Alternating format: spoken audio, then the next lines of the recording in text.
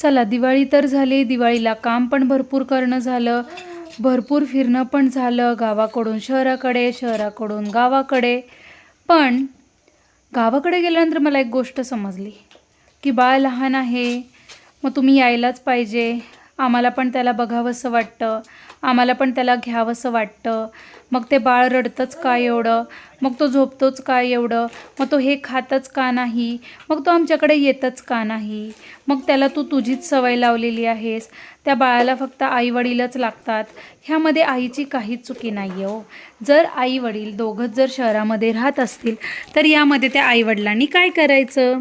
जर त्या बाळाला फक्त दोनच चेहरे बघायला भेटतात, एक आईचा आणि एक वडिलांचा, तर मग त्याला आईवडिलांचीच सवय होणार ना. तुम्ही त्याला वर्षातून फक्त 3 ते 4 वेळेस दिसता, मग तो कसा तुम्हाला ओळखेल.